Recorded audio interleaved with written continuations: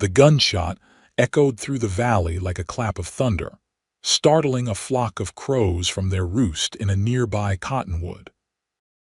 Tabitha Jane Jenkins froze mid-step on the dusty path leading to her stepfather's cabin, her heart hammering against her ribs as she clutched the small bundle of wildflowers she'd picked on her way home. Another shot rang out, followed by the sound of breaking glass. Tabitha's blood ran cold. Vernon's drinking had taken a dangerous turn again. Fort Bridger, Wyoming Territory, 1876, was a place where the law stretched thin across the wild landscape. The small settlement had sprouted up around the trading post decades earlier, a waypoint for travelers heading west. Now it bustled with a mix of settlers, traders, and cowboys passing through on cattle drives. Tabitha had lived here for 6 years, ever since her mother married Vernon Jenkins following the death of her real father. She quickened her pace, her cotton skirt swishing around her ankles. At 20 years old, Tabitha had grown into a striking young woman with honey-colored hair and eyes the shade of a summer sky. But beauty was as much a curse as a blessing in a place like Fort Bridger, especially with a stepfather like Vernon. As she approached the weathered cabin, she heard another crash followed by her mother's pleading voice. Tabitha dropped the flowers and ran the remaining distance, bursting through the door to find Vernon swaying in the middle of the room, rifle in hand, her mother cowering in the corner. "You finally decided to grace us with your presence," Vernon slurred, turning bloodshot eyes toward her. The stench of whiskey hung heavy in the air. "Your mother's been telling me some interesting news." Eleanor Jenkins, once a vibrant woman, now looked small and defeated. Her face was pale, and she shook her head slightly at Tabitha in warning. "What news?" Tabitha asked, trying to keep her voice steady as she assessed the situation. Vernon's moods were unpredictable at the best of times. "Don't play dumb with me, girl." Vernon took a menacing step toward her. "Doc Miller's wife was in the general store running her mouth. Said you'd been to see the doctor. Said you're in a family way." Tabitha's hand instinctively moved to her abdomen. She had only confirmed her suspicions the previous day. She'd planned to leave town before anyone found out, especially Vernon. Her mother's sharp intake of breath confirmed this was the first she'd heard of it, too.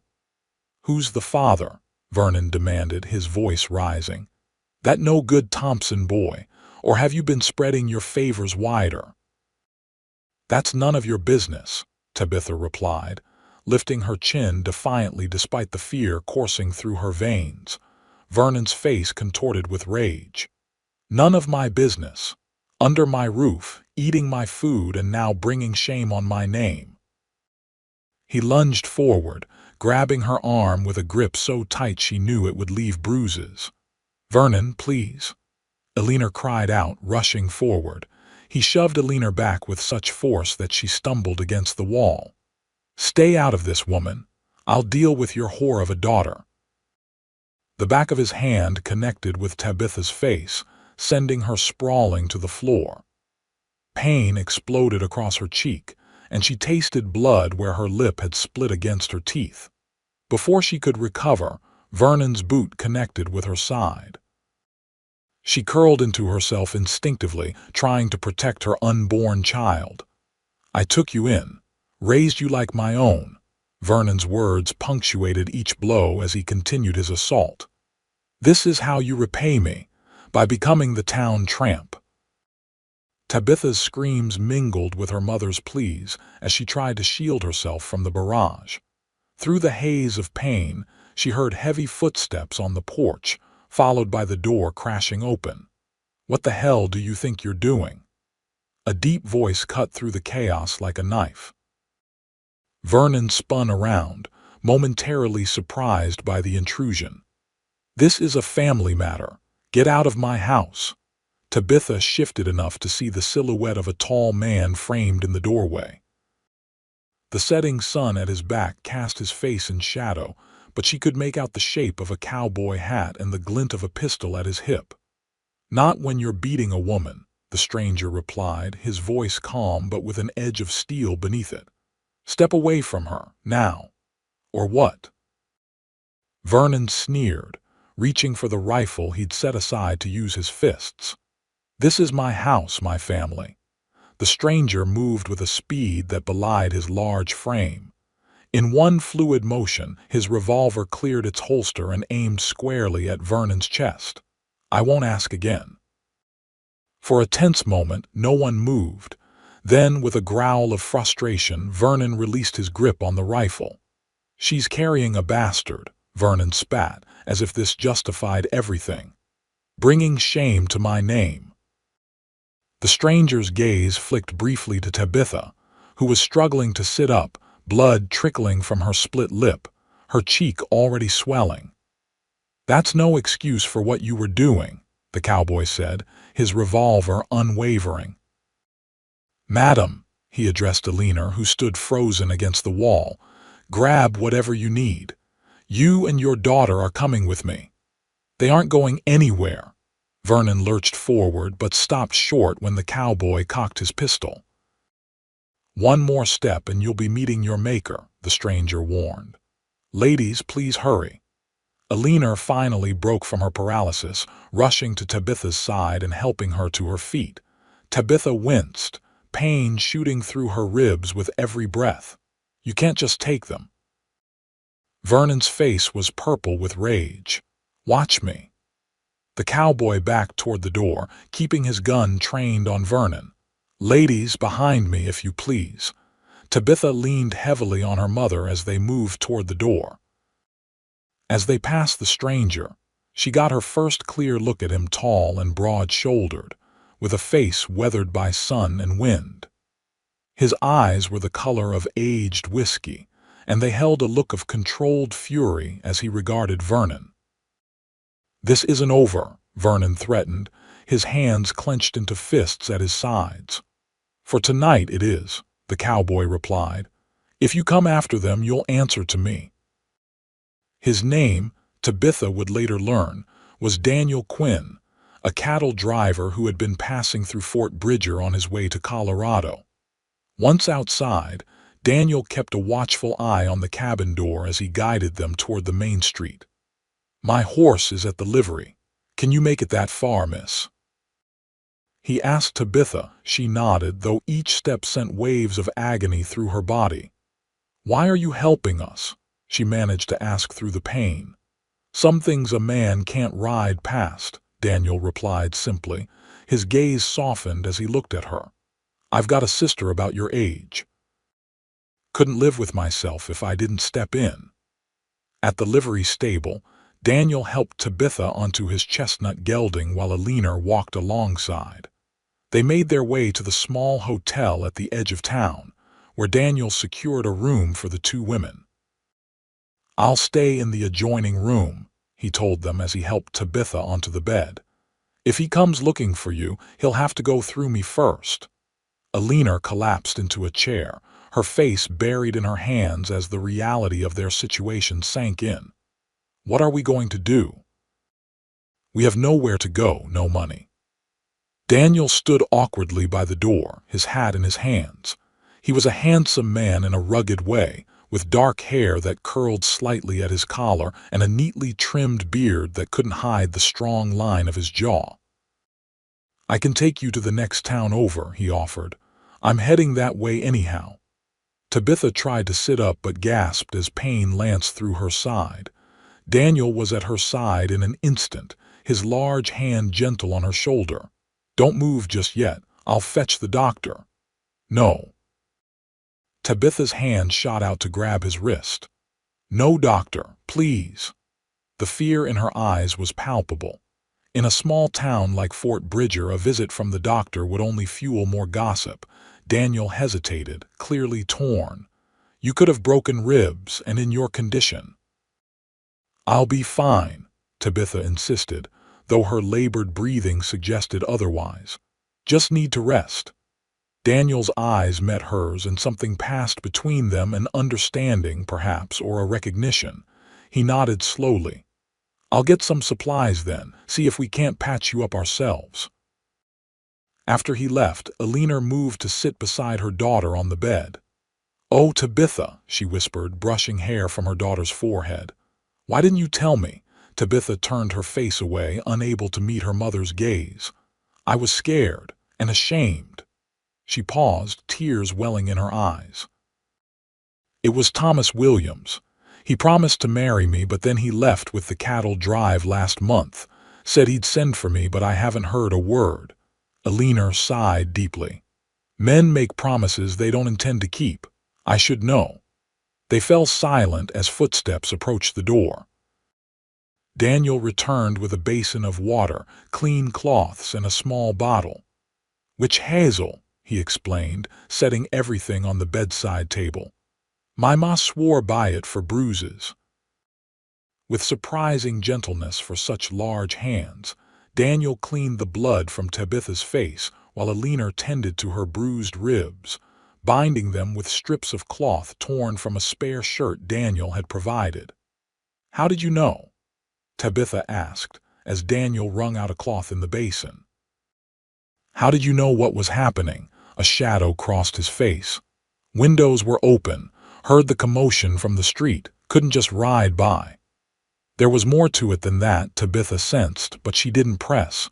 She was just grateful he'd been there. Thank you, she whispered as he pressed the cool cloth to her swollen cheek. You saved my life, and... Her hand moved protectively to her abdomen. Daniel's expression softened. Get some rest now. We'll figure out what to do in the morning. As he turned to leave, Alina caught his arm. I don't know how we can ever repay you, Mr. Quinn. Daniel, he corrected gently. And there's no debt, madam, just doing what any decent man would do. But as Tabitha drifted into an uneasy sleep, she knew that wasn't true. In a world where men like Vernon Jenkins could terrorize their families without consequence, men like Daniel Quinn were rare indeed. The night passed fitfully for Tabitha, pain and fear keeping her from finding true rest. Dawn was just breaking when a soft knock at the door roused her from her shallow slumber. Daniel entered, carrying a tray laden with food from the hotel's kitchen. Thought you both might be hungry, he said, setting the tray on a small table. His eyes immediately went to Tabitha, assessing her condition. How are you feeling this morning? Like I've been trampled by a herd of cattle, she admitted, attempting a smile that turned into a grimace as her split lip protested. With Alina's help, she managed to sit up against the headboard, wincing as her bruised ribs shifted. Daniel's jaw tightened at the sight of her injuries, now vividly apparent in the morning light.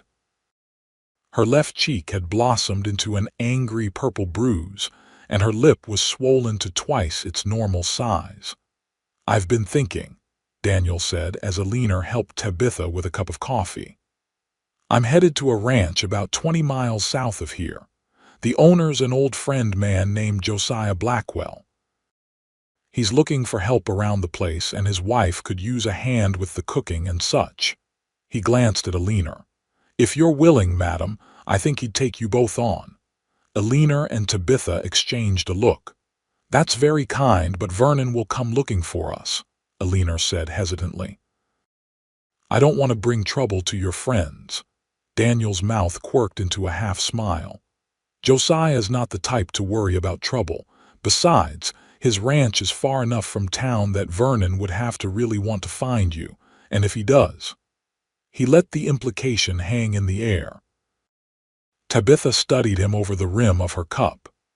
In the clear morning light, she could see him better than she had the previous evening. He was older than she'd first thought, perhaps 30, with faint lines at the corners of his eyes that spoke of long days in the sun. His hands, wrapped around his own coffee cup, were calloused and strong working hands that had nonetheless been so gentle when tending to her injuries. Why would you do this for us? She asked quietly. You don't even know us. Daniel set his cup down, considering her question. When I was 12, My pa took to the bottle after my ma died. Had a habit of using his fists when the whiskey got to him. One night, it got so bad I thought he might kill my sister." His eyes darkened at the memory. A neighbor heard her screams and stepped in. Took us in until my pa sobered up and came to his senses. He shrugged as if to dismiss the significance of his story. "Sometimes folks need a helping hand is all." "Did your father change?" Alina asked softly. Daniel nodded. "He did. Gave up the drink, became a better man, but some don't. Vernon struck me as the kind who won't." Tabitha knew he was right. Vernon's temper had only worsened over the years, his drinking becoming more frequent. "What about my condition?" she asked, one hand resting protectively over her still flat stomach. "Will your friend still want me around once he knows?" A look of compassion crossed Daniel's face. "Josiah and Martha lost their only child to fever a few years back. I think they'd consider a baby around the place a blessing, not a burden. It was a chance, perhaps their only one, to escape Vernon and build a new life." Tabitha looked to her mother, seeing the same cautious hope reflected in her eyes. "When would we leave?" Alina asked. "As soon as you're able to travel," Daniel replied, his gaze returning to Tabitha. "Though I reckon we ought to give those ribs a day or two to mend some." Tabitha straightened her shoulders, ignoring the pain that lanced through her. "I can travel today. The sooner we're away from Fort Bridger, the better." Daniel looked like he might argue, but something in her determined expression stopped him. He nodded. "I'll make arrangements. We'll leave before noon." True to his word, by midday Daniel had procured a small wagon with a canvas cover to shield them from the sun. He helped Alina load their few possessions hastily gathered from the cabin during Vernon's absence into the back, along with supplies for the journey. "I've made a pallet for you," he told Tabitha as he lifted her carefully into the wagon. "It's not much, but it should make the ride easier on those ribs." The pallet was a simple affair, blankets folded over straw, but the thoughtfulness of it brought tears to Tabitha's eyes. It had been a long time since anyone had shown her such kindness. As Daniel guided the wagon out of town, Tabitha peered through a gap in the canvas, watching Fort Bridger recede into the distance. The only home she'd known for 6 years, yet she felt nothing but relief as it disappeared from view. Beside her, Alina sat in tense silence, jumping at every sound, half expecting to see Vernon galloping after them in a drunken rage. "He won't find us," Tabitha said, trying to reassure her mother as much as herself. "And even if he does, Daniel won't let him hurt us again." Alina's answering smile was tinged with sadness. "You put a lot of faith in a man you just met, Tabitha. Men have a way of disappointing when you need them most." The words stung with their truth. Hadn't Thomas Williams promised to love her forever, only to abandon her at the first opportunity? Yet something about Daniel Quinn felt different. He had stepped into danger for strangers, had offered them sanctuary without expecting anything in return. That had to count for something. The journey south was slow going. Daniel kept the pace easy for Tabitha's sake, stopping frequently to let her rest and to check her bandages. By the time they made camp that evening, her admiration for him had only grown. He moved with quiet efficiency, setting up a small tent for the women and preparing a simple meal over a campfire. "Where did you learn to cook?" Tabitha asked as she sipped the surprisingly tasty rabbit stew he'd prepared. Daniel smiled, the firelight dancing across his features. "When you spend most of your life on cattle drives, you either learn to cook or you eat badly. I decided I preferred good food." "You've been a cowboy your whole life then?" she prodded, curious about this man who had so abruptly changed their lives. He nodded, stirring the fire with a stick. "Since I was 15. My pa had a small spread in Colorado, but it wasn't enough to support us all. I headed out to make my own way." His expression grew distant. Been riding the trails ever since. Don't you get lonely? The question slipped out before Tabitha could stop it, and she felt her cheeks warm with embarrassment. Daniel's gaze met hers across the fire, his eyes reflective. Sometimes, but there's a kind of peace in the solitude too. He glanced up at the vast expanse of stars overhead. Nights like this, with nothing but the sky above and the earth below, a man can think, figure out what matters. And what matters to you, Daniel Quinn? Alina asked, breaking her long silence. He considered the question for a moment. Doing right by folks, keeping my word. Living so I can face myself in the mirror each morning. He smiled suddenly, as if embarrassed by his own earnestness. And a good horse, that matters plenty too. Tabitha found herself smiling despite the pain it caused her injured lip. There was something about Daniel that invited trust, a steadiness, a quiet integrity that shone through his every action. As the fire burned down to embers, Daniel insisted the women take the tent while he slept under the stars. I'm used to it, he assured them when Alina protested. Been sleeping under the sky most of my adult life. Inside the small tent, as Alina's breathing deepened into sleep, Tabitha lay awake, one hand resting on her stomach where her child grew. What kind of life could she offer this baby? Unwed, with no skills beyond the basic housekeeping her mother had taught her, her prospects were bleak. Yet for the first time since discovering her pregnancy, she felt a glimmer of hope. The ranch Daniel spoke of might be a sanctuary, a place to start anew. And perhaps, in time, she could build something resembling a real life for herself and her child. It was a fragile hope, but she clung to it as sleep finally claimed her. Morning dawned clear and cool. Tabitha emerged from the tent to find Daniel already awake, coffee brewing over a fresh fire. He glanced up at her approach, his expression warming. "You're looking better," he observed, handing her a tin cup of coffee. "The swelling in your face has gone down some." Tabitha touched her cheek self-consciously. "Still feels like I tangled with a grizzly." "The bruises will fade," Daniel said gently. "Give it time." They broke camp shortly after breakfast, resuming their journey south. As the wagon rolled across the Wyoming territory, Tabitha gradually learned more about the man who had saved them. Daniel Quinn had been born in Missouri, the son of a farmer who had moved west after the Civil War in search of a fresh start. He spoke with quiet pride about his younger sister, now married to a blacksmith in Denver, and with sadness about his father, who had passed away 2 winters prior. "What about you?" he asked eventually, glancing back at her from his seat at the front of the wagon. "What's your story, Tabitha Jane?" No one had asked about her in so long that the question caught her off guard. "Not much to tell," she said with a small shrug. "My real father died when I was 14, mining accident.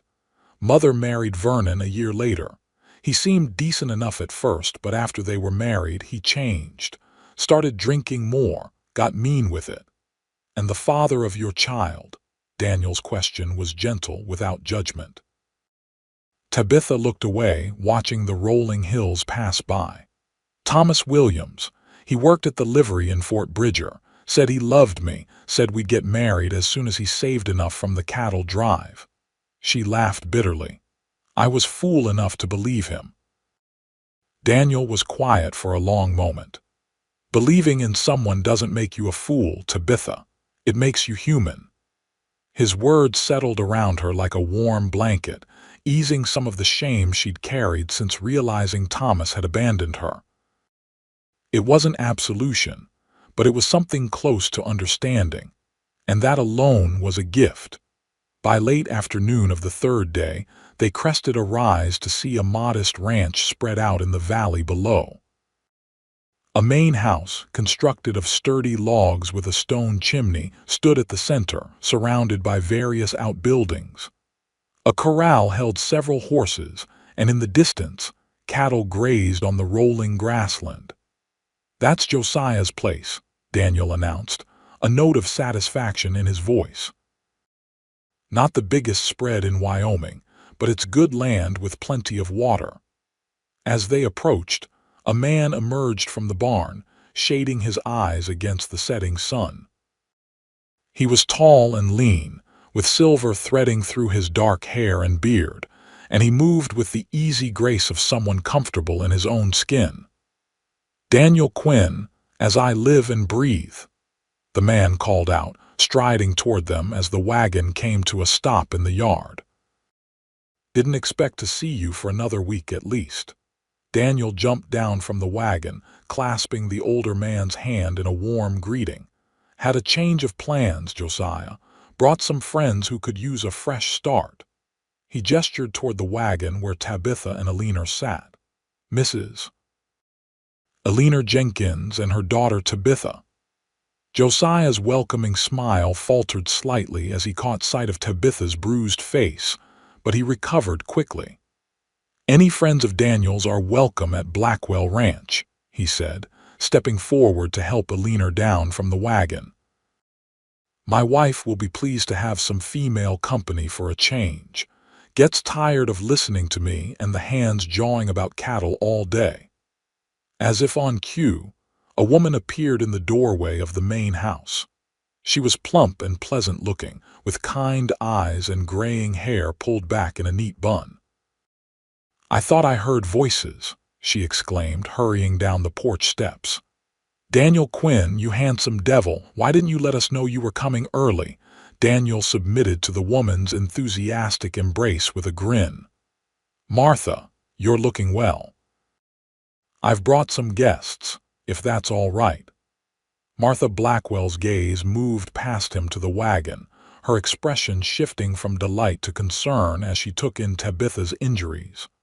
With a woman's intuition, she seemed to grasp the situation immediately. "Of course it's all right," she said firmly. "Come inside, both of you. You must be exhausted from the journey. I've got stew on the stove and fresh bread just out of the oven."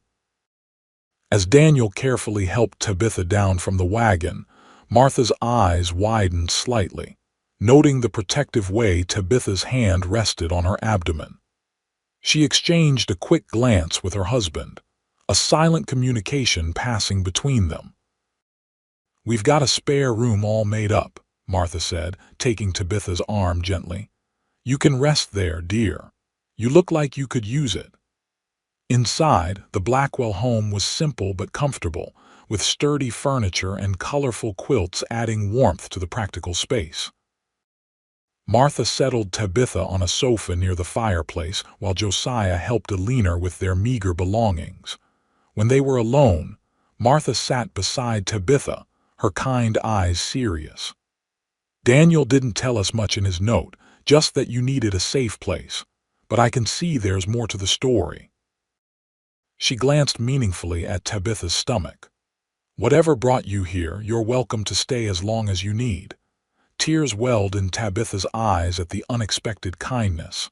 "I don't want to be a burden," she whispered. "I can work. I'm good with a needle and I can cook and clean." Martha patted her hand. "There's plenty of time to talk about all that. For now, you need to heal." She hesitated, then added gently, "Both your body and your heart, I suspect." Over a hearty meal that evening, Daniel explained the situation to the Blackwells, tactfully omitting some of the harsher details, but making it clear that returning to Fort Bridger wasn't an option for Tabitha and her mother. "Vernon Jenkins has a mean reputation," Josiah acknowledged with a frown. "Heard stories about him even down here. You did right bringing them away, Daniel." "I was hoping you might have worked for them," Daniel said, glancing at Alina. "Mrs. Jenkins is a fine seamstress, from what I understand, and Tabitha's young and willing to learn." Martha brightened at this. "Heaven knows I could use help around the house, especially with Roundup coming. And I've been saying for years I need someone to help with the mending and such." She smiled warmly at Alina. "Would you be willing to stay on, at least for a while? Leaner's eyes shone with gratitude. "We'd be most appreciative, Mrs. Blackwell. I promise we won't disappoint you." "And the child?" Josiah asked, his gaze moving to Tabitha. "When it comes, I mean." Tabitha tensed, but Martha laid a reassuring hand on her husband's arm. "Any child is a blessing, Josiah. You know that." Josiah's weathered face softened. "That I do." He nodded decisively. "It's settled then. You'll stay here, both of you. We've got plenty of room, and Lord knows Martha's been wanting female company." Relief washed over Tabitha so intensely that she nearly wept. A home, safety, the possibility of a future for her child, it was more than she had dared to hope for. Later that evening, as Martha showed them to their room, a cozy space with twin beds and handmade quilts, Tabitha caught a glimpse of Daniel through the window. He stood in the yard, talking with Josiah, his tall frame silhouetted against the darkening sky. Something about the sight of him made her heart skip in a way that had nothing to do with gratitude. "He's a good man," Martha said softly, following Tabitha's gaze. "One of the best I know." "Yes," Tabitha agreed, unable to tear her eyes away. "He is." In the days that followed, Tabitha began to heal. The bruises on her face faded from angry purple to sickly yellow, and the pain in her ribs subsided to a dull ache. Martha proved to be not only a generous hostess but a skilled healer, applying homemade salves and poultices that seemed to speed the recovery.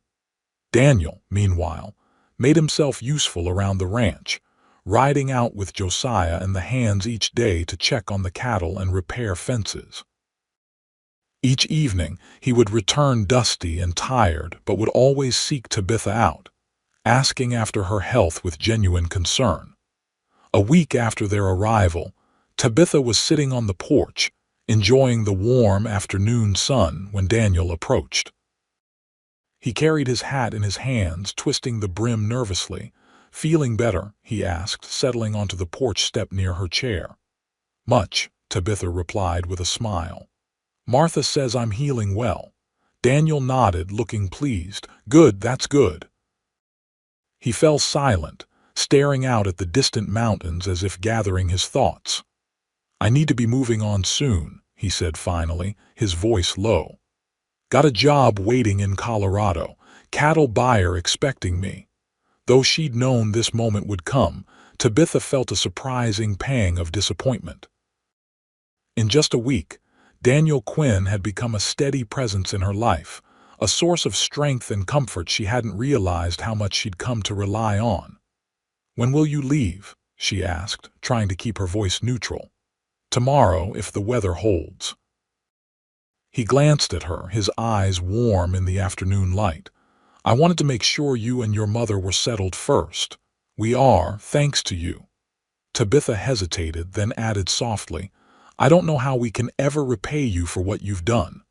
Daniel shook his head. "There's no debt, Tabitha. I did what any decent man would do." "No," she contradicted him gently. "Not any man would have done what you did. Most would have ridden past, pretending not to hear." He looked away, seemingly embarrassed by her praise. "I'll be back this way in a few months," he said after a moment. "Josiah's asked me to help with the fall roundup. I'll check on you then, if that's all right." "I'd like that," Tabitha admitted, surprising herself with her honesty. Daniel's smile lit his entire face, transforming his rugged features into something approaching boyish charm. "Then it's a promise." The next morning, as dawn broke over the eastern hills, Tabitha watched from her bedroom window as Daniel saddled his horse. He worked with practiced efficiency, checking the cinch and adjusting his saddlebags. When he was done, he stood for a moment, staring up at the house as if searching for something. On impulse, Tabitha opened the window. Daniel's head jerked up at the sound, and when he saw her, a slow smile spread across his face. "Thought I might miss saying goodbye," he called up softly. "I wouldn't have let you," she replied, matching his tone. He chuckled, then sobered. "You'll be all right here, Tabitha. Josiah and Martha are good people. I know." She hesitated, then added, "Be careful on the trail, Daniel." He touched the brim of his hat in acknowledgement, then mounted his horse in one fluid motion. "See you in the fall," he promised, and with a final nod he turned his mount toward the trail and rode away. Tabitha watched until he disappeared over the rise, a curious emptiness settling in her chest. It was strange how quickly someone could become important in your life, how deeply their absence could be felt even after such a brief acquaintance. Closing the window, she turned to begin her day, determined to make herself useful to the Blackwells and to focus on her future, and that of the child growing within her. Summer passed in a blur of activity. True to their word, Josiah and Martha welcomed Tabitha and Alina into their lives with open arms.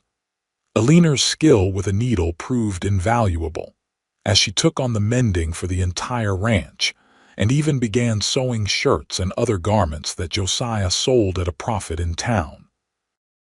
Tabitha, as her strength returned, helped Martha with the cooking and housekeeping, learning new skills that would serve her well in the years to come.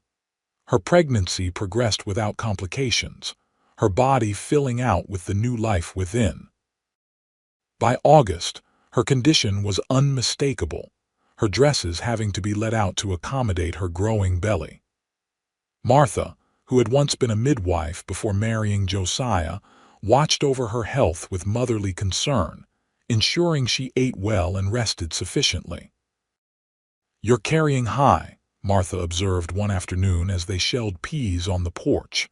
"My mother always said that meant a boy." Tabitha smiled, resting her hand on the swell of her abdomen. "Boy or girl, it doesn't matter to me. I just want a healthy baby." Martha's expression grew serious. "Have you thought about what you'll tell the child? About its father, I mean." It was a question Tabitha had wrestled with many times during the quiet hours of the night. The truth, I suppose, when they're old enough to understand that their father wasn't ready to be a parent. She paused, adding softly, "But that they were wanted and loved nonetheless." Martha nodded approvingly. "That's wise. Children need honesty even when the truth is difficult." She hesitated, then asked, "And what about you, dear? What do you want for yourself?" Tabitha considered the question. Before coming to the ranch, her dreams had been modest: to marry, have a family, live a quiet life. Now, with her circumstances so dramatically altered, she found her aspirations shifting. "I want to stand on my own," she said finally. "To provide for my child without depending on anyone else's charity." She glanced at Martha apologetically. "Not that I don't appreciate everything you and Josiah have done." "Nonsense," Martha interrupted with a wave of her hand. "That's not charity, it's family helping family." "But I understand what you mean." Her eyes twinkled.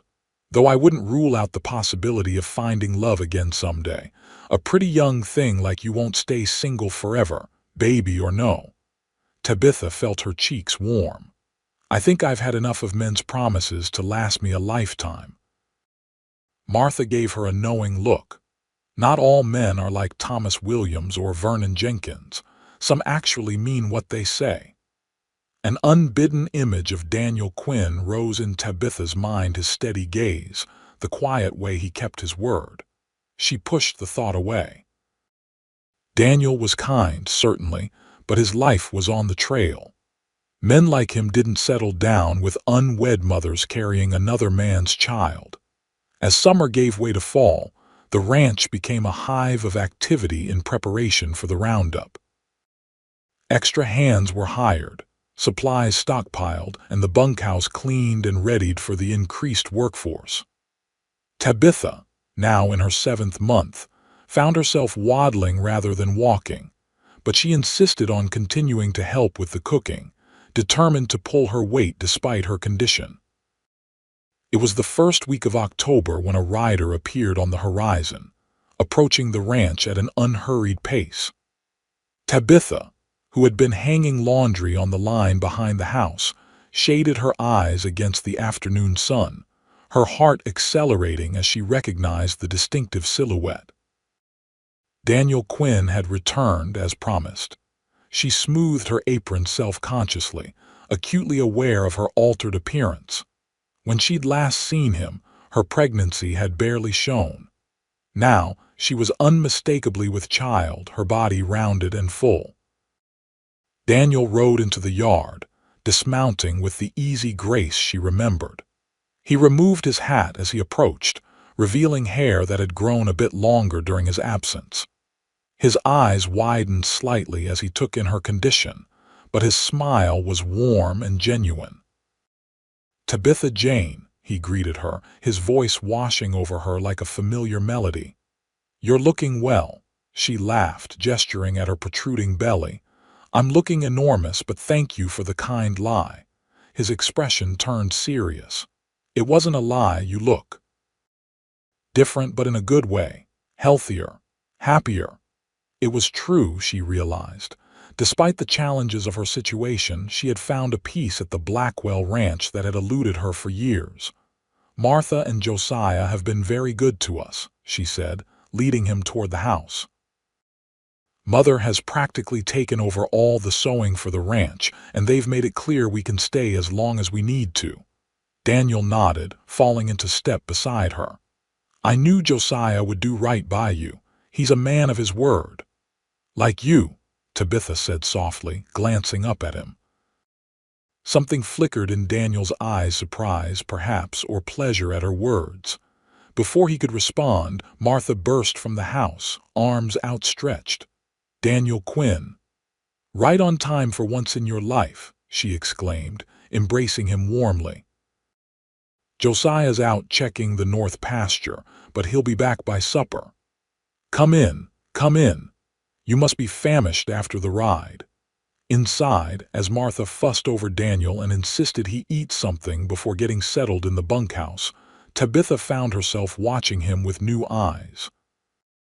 The months apart had done nothing to diminish the quiet strength she remembered, but she noticed other things now: the way his eyes crinkled when he smiled, the gentle timbre of his laugh, the respectful way he listened when others spoke.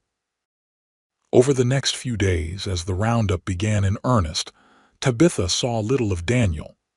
He rode out with Josiah and the other men at dawn each day, returning after dark, exhausted but satisfied with the work. She caught glimpses of him in the corral, his skill with horses evident in the way the animals responded to his touch, or at the dinner table, where his tales of the trail had everyone laughing. One evening, as Tabitha sat on the porch enjoying the cool air after a day spent in the hot kitchen, Daniel joined her. He settled into the chair beside hers with a tired sigh. "Roundup's nearly done," he commented, stretching his long legs out before him. "Another couple of days should see the last of the calves branded." "Will you be moving on then?" Tabitha asked, trying to keep her tone casual. Daniel was quiet for a moment, studying the darkening sky. "I've been thinking about that," he said slowly. "Josiah's offered me a permanent position here, foreman with a cabin of my own on the property." Tabitha's heart gave a peculiar lurch. "And will you accept?" He turned to look at her, his expression unreadable in the gathering dusk. "I'm considering it. Been on the trail a long time. Might be nice to put down some roots." "I think you'd be good at it," she said honestly. "Josiah respects you and the men listen when you speak." Daniel smiled faintly. "High praise." He hesitated, then added, "What about you, Tabitha? What are your plans after the baby comes?" It was a question she'd pondered increasingly as her due date approached. "Stay here for a while if the Blackwells will have us. Save what I can. Maybe eventually get a place of my own somewhere." "Sounds lonely," Daniel observed quietly. Tabitha shrugged, one hand absently stroking her rounded belly. "I've made my bed, as they say. My choices have narrowed my path." Daniel's brow furrowed. "That's a mighty harsh judgment on yourself. Having a child doesn't mean you have to walk through life alone." doesn't it?" Tabitha asked, a hint of bitterness creeping into her voice. "What decent man wants to take on another man's child? A man who sees beyond that," Daniel replied firmly. "A man who values the mother more than he worries about whose blood runs in the child's veins." His words hung in the air between them, charged with meaning Tabitha wasn't sure she was ready to confront. Before she could formulate a response, a sharp pain lanced through her abdomen, causing her to gasp and double over. "Tabitha!" Daniel was on his feet instantly, kneeling before her chair. "What is it? What's wrong?" She gripped the arms of the chair as another pain seized her, this one stronger than the first. I think the baby's coming," she managed through clenched teeth. Daniel's face paled, but his voice remained steady. "I'll get Martha. Can you make it inside?" Tabitha nodded, allowing him to help her to her feet. As another contraction gripped her, she leaned heavily against his solid frame, drawing strength from his unwavering support. The next 12 hours passed in a blur of pain and effort. Martha took charge immediately, turning the spare bedroom into a makeshift birthing room, while Alina held Tabitha's hand and whispered encouragement.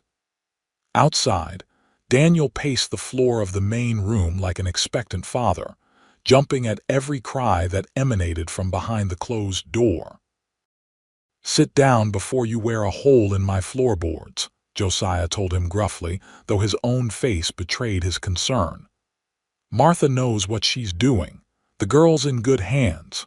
"She's so young," Daniel muttered, running a hand through his hair. "And after everything she's been through." Josiah studied him thoughtfully. "You've grown fond of her, haven't you?" Daniel paused in his pacing, meeting the older man's gaze squarely. "More than fond," he admitted. "I can't explain it, Josiah. When I first saw her, bruised and terrified in that cabin, something inside me just shifted. And these past months, she's never been far from my thoughts. Even knowing she's carrying another man's child," Josiah pressed. Daniel's expression hardened. "That child is innocent in all this, and Tabitha deserves happiness, not judgment." Josiah nodded, satisfied with the answer. "Then I reckon you'd best start thinking about how to convince her of that. She's got walls built up higher than the Rockies after what she's been through." Before Daniel could respond, a new sound pierced the night, the thin, wailing cry of a newborn. Both men froze, their conversation forgotten as they stared at the bedroom door. Minutes that felt like hours passed before it finally opened, revealing an exhausted but beaming Alina. "It's a boy," she announced, her voice thick with emotion. "A beautiful, healthy boy, and Tabitha's doing well." Daniel's shoulders sagged with relief. Would it be all right if I saw them?" he asked hesitantly. Alina exchanged a glance with Martha, who had appeared behind her, wiping her hands on a towel. Martha nodded, her expression softening at the naked hope on Daniel's face. "Just for a moment," Martha cautioned. "They both need rest." Daniel entered the room quietly, his large frame seeming out of place among the feminine surroundings. Tabitha lay propped against pillows, her face pale and drawn with exhaustion but radiant with a new mother's joy. In her arms, wrapped in a soft blanket, lay a tiny bundle with a shock of dark hair. "Daniel," she greeted him softly, her voice hoarse from exertion. "Come meet James Daniel Jenkins." The middle name hit him like a physical blow. "Daniel," he repeated, moving closer to the bed. Tabitha nodded, a faint blush coloring her cheeks. "If not for you, neither of us would be here." It seemed fitting. Overwhelmed, Daniel sank onto the edge of the bed, staring in wonder at the infant's perfect features. "He's beautiful, Tabitha. Perfect. Would you like to hold him?" she offered, already shifting the bundle toward him. Daniel hesitated, suddenly acutely aware of his large, calloused hands. "I don't know if I—" "Here." Tabitha guided his arms into position, then carefully transferred the sleeping infant. "Support his head just like that." The weight of the tiny body in his arms awakened something primal and protective in Daniel's chest. Little James Daniel squirmed, his face scrunching briefly before settling back into sleep, one miniature hand escaping the blanket to wrap around Daniel's finger with surprising strength. "He's got a good grip," Daniel observed, his voice hushed with awe. "Strong like his mother." Tabitha's eyes filled with tears at his words. In that moment, watching Daniel cradle her son with such tenderness, something inside her shifted, a wall beginning to crumble, a heart starting to hope again. The weeks following James's birth were a time of adjustment for everyone at the Blackwell Ranch. Tabitha navigated the challenges of new motherhood with Alina and Martha's guidance, learning to interpret her son's cries and finding a rhythm to their days. James proved to be a good-natured baby, with a hearty appetite and a smile that could melt the sternest heart. Daniel, who had accepted Josiah's offer of the foreman position, threw himself into his new role with characteristic dedication. He oversaw the daily operations of the ranch, managed the hands, and began repairs on the small cabin that would be his home. Yet despite his busy schedule, he made time each day to visit Tabitha and James, often bringing small gifts: a carved wooden rattle, a soft rabbit skin for the baby to lie on, wildflowers for Tabitha's bedside. "You're spoiling us," Tabitha chided gently one evening as Daniel dandled James on his knee, the infant gurgling happily at the attention. "Hardly spoiling," Daniel countered with a grin. "Just being neighborly." Alina, observing them from her seat by the fire, exchanged a knowing look with Martha. The attraction between the young mother and the cowboy was obvious to everyone, perhaps, except Tabitha and Daniel themselves. As November drew to a close, bringing with it the first dusting of snow to the Wyoming hills, Daniel completed work on his cabin. It was a modest structure, but solidly built, with a stone fireplace that would keep it warm through the harsh winter months. "Will you come see it?" he asked Tabitha one afternoon as they walked the perimeter of Martha's kitchen garden, James bundled against the cold in Tabitha's arms. "I'd value your opinion on the place." "Curious," Tabitha agreed. The cabin stood a quarter-mile from the main house, nestled among a stand of pine trees that provided shelter from the wind. Inside, it was spare but comfortable, with a main room that served as both kitchen and living area, and a smaller bedroom partitioned off at the back. "It's not much," Daniel said apologetically as he showed her around, "but it's the first place I've had to call my own since I left my father's house." "It's wonderful," Tabitha assured him, genuinely impressed by the craftsmanship evident in every detail. "You've done beautiful work." Daniel smiled, pleased by her approval. "It still needs a woman's touch," he commented, almost to himself.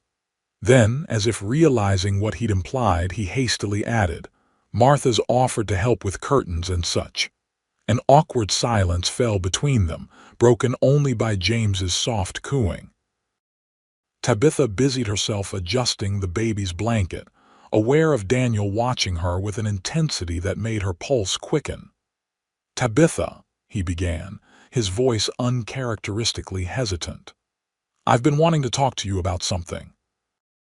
Before he could continue, the door burst open, admitting a blast of cold air and Josiah's ranch hand, Pete. "Sorry to interrupt, boss," Pete said breathlessly, "but there's a fella at the main house asking for Miss Tabitha. Says he's her stepfather." The color drained from Tabitha's face and she clutched James tighter to her chest. "Vernon," she whispered, disbelieving. Here, Daniel's expression hardened. "Is he alone?" he asked Pete sharply. Pete nodded. "Came on horseback. Looks like he's been on the trail a while. Mr. Blackwell's keeping him occupied, but he thought you should know right away." Daniel turned to Tabitha, his eyes steady on hers. "Stay here with James. Lock the door behind me. I'll handle this. No, Tabitha caught his arm as he reached for his hat. Vernon is dangerous when he's angry. He might have a gun. So do I, Daniel replied grimly, patting the revolver at his hip. And I've got right on my side. Pete will stay with you. I'll be back as soon as I can. Despite her protests, Daniel left, striding purposefully toward the main house. Tabitha sank into a chair, trembling with fear and anger. How had Vernon found them? What could he possibly want after all these months? Pete, awkward but kind, tried to reassure her. Mr. Quinn can handle himself, madam, and Mr. Blackwell's not one to be pushed around neither. Tabitha nodded absently, her mind racing. Had her mother seen Vernon yet? Eleanor had finally begun to recover from years of Vernon's abuse, finding strength and purpose in her new life at the ranch. The thought of him disrupting that peace made Tabitha's blood boil. At the main house, Daniel found Josiah and Vernon in the parlor, an atmosphere of tense civility hanging between them. Vernon Jenkins looked older than Daniel remembered, his face weathered and lined, his clothes travel-stained. He stood as Daniel entered, his gaze sharpening with recognition. "You," he growled. "The meddling cowboy." Daniel ignored the taunt, keeping his voice level. "Mr. Jenkins, this is a surprise." Vernon's mouth twisted bitterly. "Bet it is. Thought you'd stolen my wife and stepdaughter for good, didn't you?" "Nobody stole anyone," Josiah interjected firmly. "The ladies came here of their own free will, and they're welcome to stay as long as they like." Vernon snorted derisively. "That's between me and my family. I've come to take them home." "That's not happening," Daniel said flatly. "Tabitha and Eleanor have built a life here. A good life, free from fear and violence." Vernon's face darkened. "You've got no right to keep a man's wife from him. And you've got no right to beat a woman until she's black and blue," Daniel countered, struggling to maintain his composure. "Or to attack your pregnant stepdaughter." A flash of something, guilt perhaps, or shame, crossed Vernon's face before it hardened again. "I was drunk, made a mistake, but they're still my family." "No, Vernon, we're not." Eleanor's voice, quiet but firm, came from the doorway. She stood straight-backed and dignified, a far cry from the cowering woman Daniel had first encountered in Fort Bridger. "Not anymore." Vernon turned, his expression softening at the sight of his wife. "Eleanor, darling, I've been searching for you for months. Come home. I've changed, I swear it." Eleanor shook her head sadly. "How many times have I heard those words? How many promises broken?" She stepped further into the room, her resolve visibly strengthening. "I've filed for divorce, Vernon. The papers were sent to Fort Bridger weeks ago." Vernon's face contorted with rage. "Divorce? You can't divorce me. You're my wife." "Not for much longer," Eleanor replied calmly. "The judge was quite sympathetic when I explained the circumstances." Vernon lunged toward her, only to find his path blocked by Daniel and Josiah. "You poisoned her against me," he accused, spittle flying from his lips. "You and that whore of a daughter," Daniel's control snapped. He grabbed Vernon by the shirt front, lifting him partially off the floor. "Don't you ever speak of Tabitha that way again," he growled, his voice low and dangerous. "She's worth 10 of you on your best day." "Daniel." Josiah's hand on his shoulder brought him back to himself. "Let him go. This isn't the way." Slowly, Daniel released his grip, stepping back but remaining between Vernon and Eleanor. Vernon straightened his shirt, his eyes darting between them like a cornered animal's. "Where is she?" he demanded. "Where's Tabitha? And the baby that's my grandchild? I've got rights." "You have no rights here," Eleanor said firmly. "The baby is Tabitha's, and she's a grown woman free to make her own choices. Those choices don't include you, Vernon." "I want to see her," Vernon insisted. Need to talk to her." Daniel exchanged a glance with Josiah and Eleanor, a silent communication passing between them. Finally, Alina nodded slightly. "I'll fetch her," she said, "but only if she's willing to see you." As Alina left to walk to Daniel's cabin, an uncomfortable silence fell over the parlor. Vernon sank onto a chair, suddenly looking old and defeated. "Been sober 3 months," he muttered, almost to himself. "Since I started looking for them.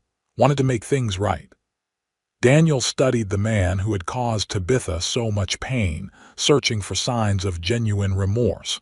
It was possible, he supposed, that Vernon truly wanted to change. His own father had, after all, but second chances had to be earned, not given freely after such grievous wrongs.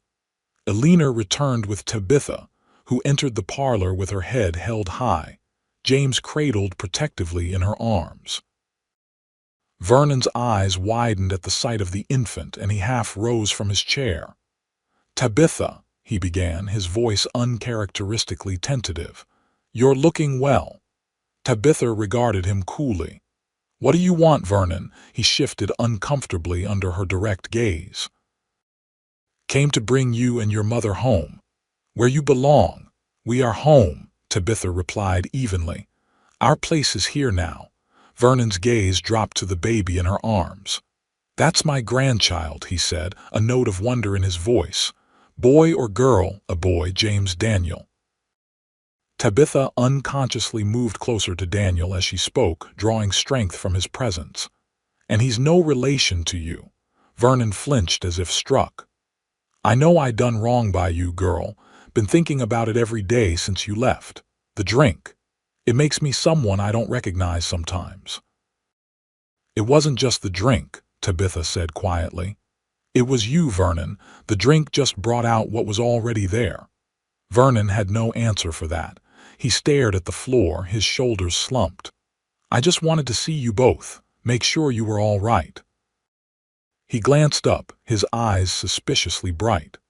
"When Mrs. Miller told me you were expecting, I handled it badly. Shouldn't have laid hands on you. That wasn't right." It was as close to an apology as Vernon Jenkins was likely to offer. Tabitha studied him, seeing for the first time the toll the months had taken, the new lines in his face, the tremor in his hands that spoke of withdrawal rather than age. "We're fine," she said finally, her voice softening slightly. "Better than fine. We've found a place where we're valued and respected." Vernon nodded slowly, seeming to accept the finality in her tone. "Your mother says she's divorcing me." "Yes," Tabitha confirmed. "It's for the best, Vernon. You know that as well as we do." He didn't argue, which surprised her. The Vernon she remembered would have raged against such defiance. Perhaps he had changed at least a little. "I'll be staying in town for a few days," he said, rising from his chair. "At the hotel, if either of you wants to talk, well, I'll be there." Daniel stepped forward. "I'll see you to your horse, Mr. Jenkins." Outside, as Vernon prepared to mount, he paused, giving Daniel a measuring look. "You sweet on my stepdaughter, Cowboy." Daniel met his gaze unflinchingly. "What I feel for Tabitha is my business. But know this, if you ever try to hurt her or James again, you'll answer to me. And I won't be as forgiving next time." Vernon studied him for a long moment, then nodded almost imperceptibly. "Treat her better than I did," he said gruffly, and swung into the saddle. Daniel watched him ride away, a complex mixture of emotions churning within him. He had expected to hate the man, to feel nothing but contempt for someone capable of such cruelty. Instead, he found himself pitying Vernon Jenkins, a man who had lost everything that mattered through his own failings. Back inside, he found Tabitha alone in the parlor, James asleep in her arms. Alina and the Blackwells had tactfully withdrawn, giving her space to process the unexpected confrontation. "Are you all right?" Daniel asked softly, settling beside her on the sofa. Tabitha nodded, her expression thoughtful. "Strangely, yes. Seeing him like that, subdued, almost broken, it took away some of his power over me." She glanced at Daniel. What did he say to you outside? Daniel hesitated, unsure how much to reveal. He asked if I had feelings for you, he admitted finally. Tabitha's eyes widened. And what did you tell him? That it was my business, not his. Daniel took a deep breath, gathering his courage. But the truth is, Tabitha Jane, I do have feelings for you, strong ones. She lowered her gaze to James's sleeping face, her cheeks flushing. Daniel, I'm not free to. You're free to do whatever your heart tells you, he interrupted gently. I know you've been hurt. I know trust doesn't come easy for you now. But I also know what I feel when I'm with you and James. He reached out, hesitantly covering her hand with his own. I'm not asking for promises, just a chance to show you that not all men are like Thomas or Vernon. Tabitha looked up, meeting his gaze. And you wouldn't mind raising another man's child, being father to a boy who doesn't share your blood. Blood doesn't make a father, Daniel said firmly. Love does, and I already love this little boy. His voice softened as he added, almost as much as I love his mother. The words hung between them, honest and unvarnished. Tabitha's breath caught in her throat as she searched his face, looking for any sign of uncertainty or deceit. She found none, only the same steady integrity that had drawn her to him from the beginning. I'm scared, she confessed in a whisper. Scared of being wrong again, of trusting and being disappointed.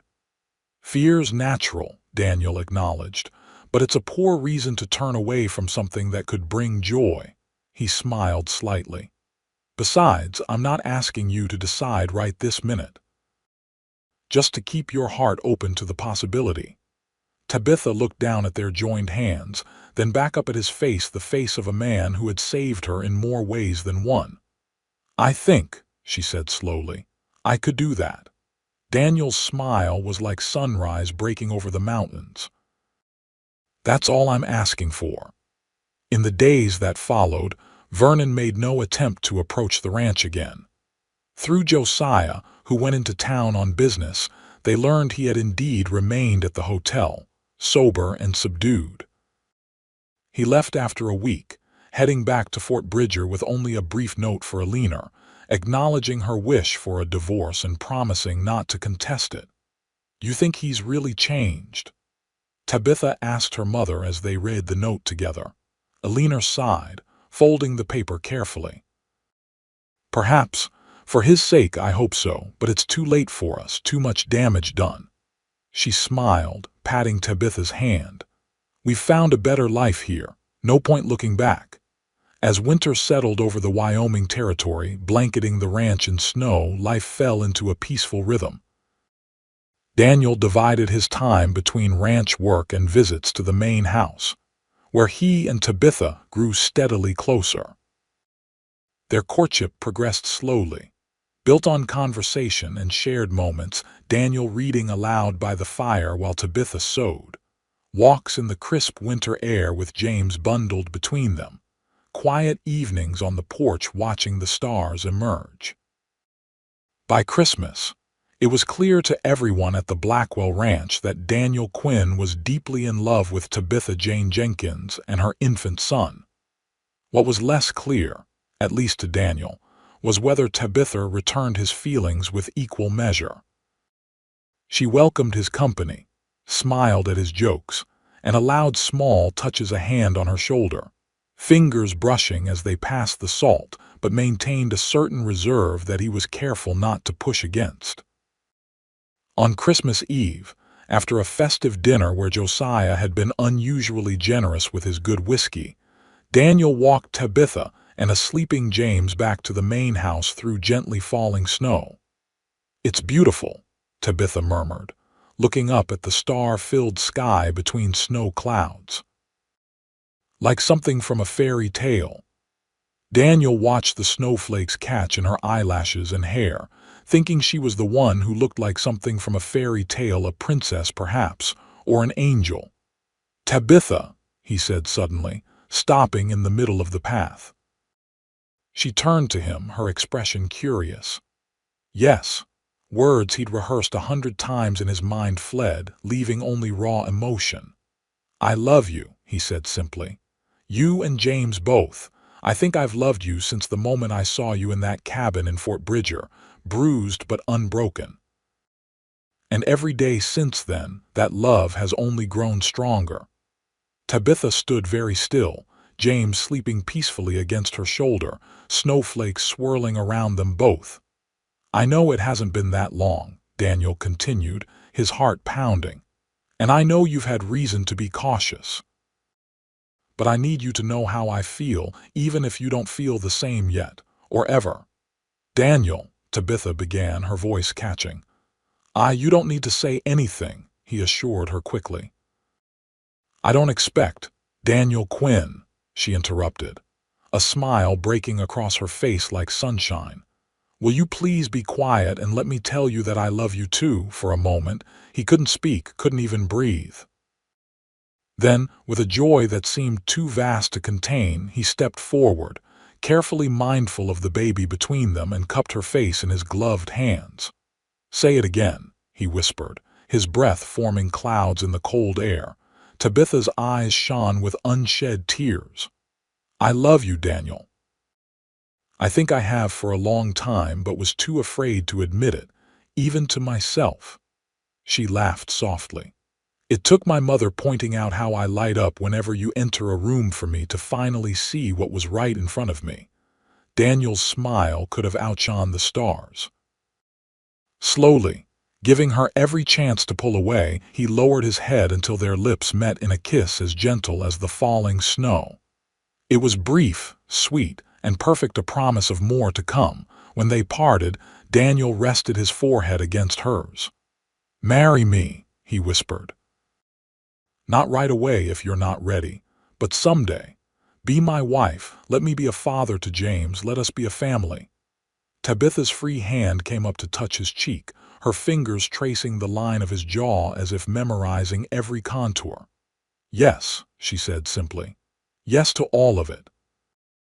They stood there in the snow, three souls finding their way to becoming a family, while all around them the world was hushed and white and full of possibility. Spring came early to Wyoming that year, the snow melting to reveal tender green shoots pushing through the softened earth.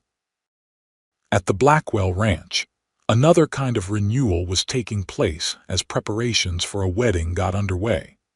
Tabitha and Daniel had decided on a May ceremony, when the wildflowers would be in full bloom across the rolling hills. Eleanor, officially divorced from Vernon as of March, threw herself into creating a wedding dress for her daughter, working with Martha to transform one of Tabitha's existing gowns with the addition of lace and tiny pearl buttons salvaged from Martha's own wedding attire. James, now 6 months old, was thriving under the attention of his extended family. He had Daniel's eyes, an odd coincidence that everyone remarked upon, and had begun to smile and laugh in a way that captivated everyone who met him. "He's got your spirit," Daniel told Tabitha one evening as they sat on the porch of his cabin, which would soon be their shared home. James was on a blanket at their feet, happily batting at a wooden mobile Daniel had carved for him. Tabitha smiled, leaning her head against Daniel's shoulder. "And your stubbornness. Once he gets an idea in his head, there's no dissuading him." Daniel chuckled, wrapping an arm around her shoulders. "Can't imagine where he gets that from." He pressed a kiss to the top of her head, marveling at how naturally they had settled into this rhythm of shared affection and gentle teasing. "I got a letter from Thomas Williams today," Tabitha said after a comfortable silence. She felt Daniel stiffen slightly beside her. "Oh." His tone was carefully neutral. "What did he want?" Tabitha sighed, straightening up to meet his gaze. "He heard about James somehow, you know how gossip travels. Said he's coming back through Fort Bridger soon and wants to see his son." A muscle ticked in Daniel's jaw, but his voice remained steady. "And how do you feel about that?" It was one of the things she loved most about him, his constant concern for her feelings, his willingness to listen before reacting. "I'm not sure," she admitted. "Part of me thinks James deserves to know who his blood father is, but another part—" She hesitated, then continued, "Another part of me feels like you're more his father than Thomas could ever be." Daniel was quiet for a long moment, his gaze dropping to James, who had rolled onto his back and was gurgling happily at the sky. "I think," he said finally, "that a child can never have too many people who love him. If Williams truly wants to be part of James's life in some way, maybe that's not a bad thing." His eyes, when they met hers again, were serious but warm. "As long as he understands that I'm the one who'll be raising this boy. I'm the one who'll be teaching him to ride and fish and treat women with respect." Relief washed over Tabitha. She had feared jealousy or anger, but as always, Daniel surprised her with his generosity of spirit. "I told him we're getting married," she said, "that James has a father who loves him. I said he could see James when he comes through, but that's all I was promising for now." Daniel nodded, seemingly satisfied with this arrangement. "Fair enough." He smiled suddenly, tugging her closer. "Besides, this little fella's going to have siblings before too long if I have any say in the matter." Tabitha laughed, a blush warming her cheeks. "Is that so, Mr. Quinn?" "Indeed it is, almost Mrs. Quinn." Daniel's eyes darkened as he lowered his head to capture her lips in a kiss that held all the promise of their future together. The wedding day dawned clear and warm, the kind of perfect spring morning that seemed designed for new beginnings. Tabitha stood at the window of her room in the main house, watching as the ranch hands, under Josiah's direction, arranged benches in a semicircle near the large cottonwood tree where the ceremony would take place. "You look beautiful," Eleanor said softly from the doorway. Tabitha turned, smiling at her mother. Eleanor had aged gracefully, the lines of worry that had marked her face during their life with Vernon softening in recent months. Today, she wore a new dress of lavender silk, a gift from Josiah and Martha for the occasion.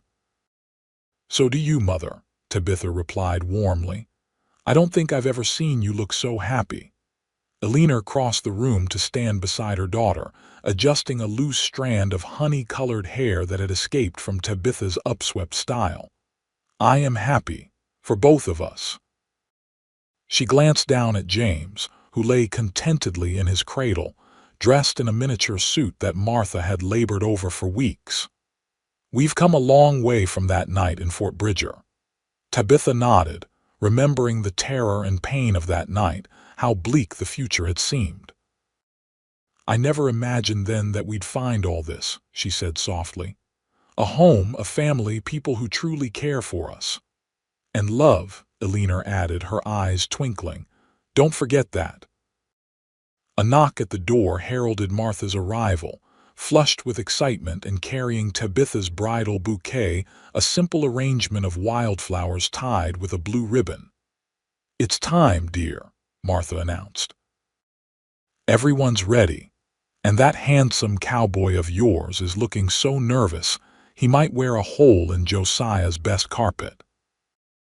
With a final check of her appearance in the mirror, the ivory dress with its delicate lace trim, the small pearl earrings that had been her grandmother's, the flush of excitement on her cheeks, Tabitha lifted James from his cradle and followed Martha and Eleanor downstairs and out into the bright May sunshine. The ceremony itself was brief but heartfelt. Josiah, who had been appointed a justice of the peace some years earlier, performed the service with uncharacteristic emotion in his gruff voice. Daniel, standing tall and handsome in a new suit, his dark hair neatly trimmed, spoke his vows with unwavering certainty.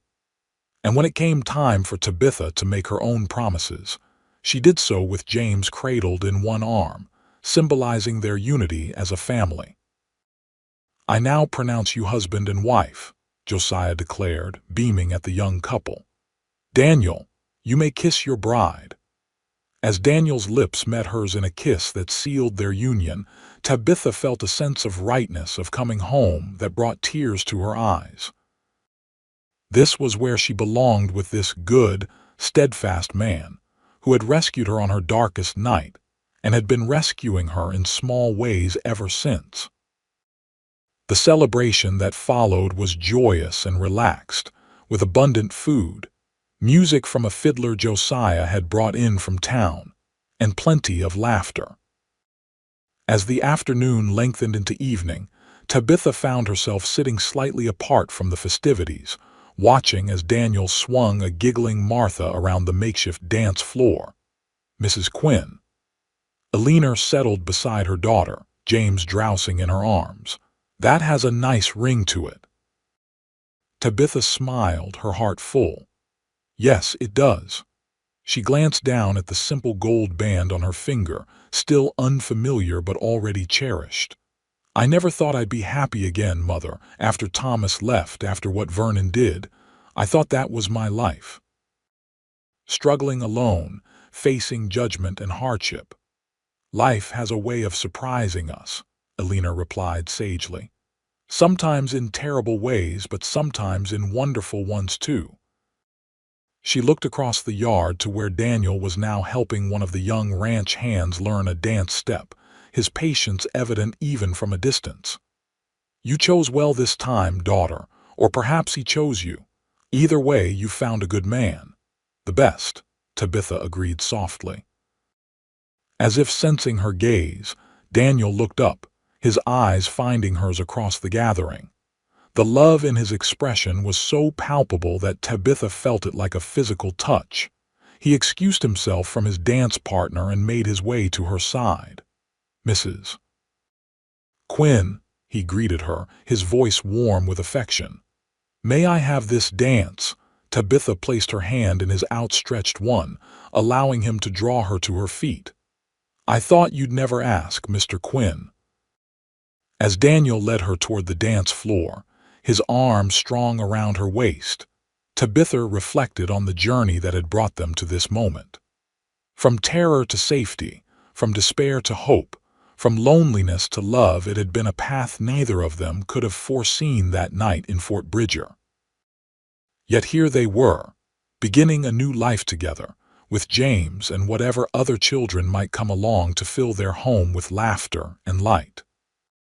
And if the road ahead held challenges, as all roads did, they would face them together, she with her newfound strength, he with his unwavering integrity, both with the love that had blossomed between them against all odds in the wild and beautiful Wyoming territory. 5 years later, the Quinn Ranch was thriving. With Josiah's backing and Daniel's hard work, they had purchased a modest spread adjacent to the Blackwell property, building a comfortable home and gradually increasing their herd of cattle. Eleanor lived with them, helping to care for James and his 2 younger siblings, Sarah, now 3, and Michael, just turned 1. Tabitha stood on the porch of their ranch house, watching as Daniel taught James to ride his very own pony, a recent birthday present that had the 5-year-old bursting with pride. Sarah sat atop the fence, chattering excitedly as she watched her big brother, while baby Michael dozed in a basket at Tabitha's feet. "He's a natural," Daniel called to her, his face alight with pride as James guided the pony in a circle. "Got a good seat, just like his pa." Tabitha smiled, knowing Daniel meant himself, not Thomas Williams, who had indeed passed through 3 years prior to meet his biological son. The meeting had been cordial but brief, and though Thomas had promised to write, only 2 letters had arrived since then. James, too young to understand the complexities of the situation, knew only that Daniel was his father in all the ways that mattered. "Be careful," she called as James urged the pony into a trot. "Not too fast, James Daniel." Daniel jogged alongside the pony, one hand ready to catch the boy if needed, but James handled the increased pace with surprising skill. His whoops of delight carried across the yard, bringing a smile to Tabitha's face. As she watched her family, for that's what they were, bound by love if not always by blood, Tabitha felt a profound gratitude wash over her. The path that had led her here had been difficult, marked by pain and betrayal, but it had also brought her to this moment of perfect contentment. "Mama, look," James called, his face flushed with excitement. "I'm riding like Pa." "I see you, sweetheart," Tabitha called back, waving. "You're doing wonderfully." Later that evening, with the children asleep and Alina retired to her room, Tabitha and Daniel sat on the porch swing, watching as the first stars appeared in the darkening sky. His arm was around her shoulders, her head resting in the familiar hollow of his chest where she could hear the steady beating of his heart. "Happy?" Daniel asked softly, his breath stirring her hair. Tabitha smiled, nestling closer. "Completely. You, more than I ever thought possible." He pressed a kiss to the top of her head. "Remember that night in Fort Bridger, when I heard the commotion and broke down that door? How could I forget?" Tabitha replied, her voice soft with memory. "You saved my life, and James's." Daniel was quiet for a moment, his hand absently stroking her arm. "I've never told you this," he said finally, "but I almost rode past. It had been a long day, I was tired, and I told myself it wasn't my business." He sighed, the sound rumbling through his chest. "Then I heard you cry out and something just snapped. I couldn't keep riding, had to stop, had to help." Tabitha lifted her head to look at him, touched by this confession. "I'm glad you did," she said simply. "So am I." Daniel smiled, the lines around his eyes crinkling in the way she loved. "Best decision I ever made, stepping into that cabin. Led me straight to you." As their lips met in a kiss filled with the ease of long familiarity and the enduring spark of passion, Tabitha silently thanked whatever twist of fate had brought Daniel Quinn to Fort Bridger that night. From violence had come healing, from fear had come courage, from loneliness had come the rich tapestry of family and love that now formed the center of her world. And as the stars continued their ancient dance overhead, Tabitha Jane Quinn knew with absolute certainty that she was exactly where she was meant to be, in the arms of the man who had ended her nightmare and helped her build a dream more beautiful than she had ever dared to imagine.